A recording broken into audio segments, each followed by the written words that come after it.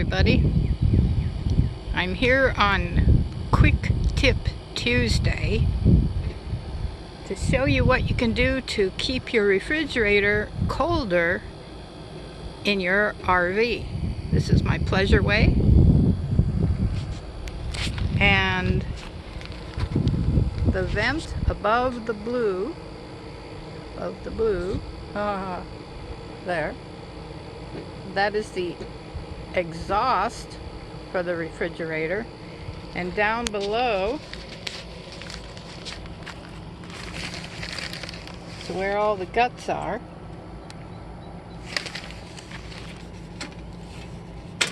It helps if you empty that little white hose there. Can you see that? It fills up with water and it doesn't want to run uphill.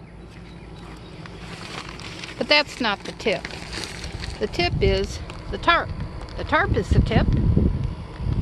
And what you can do is make shadows, make shade on the outside of the vehicle where the refrigerator corresponds on the inside.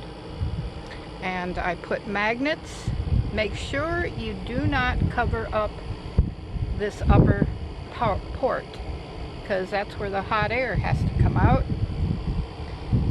And this tarp makes shade, and it really does help.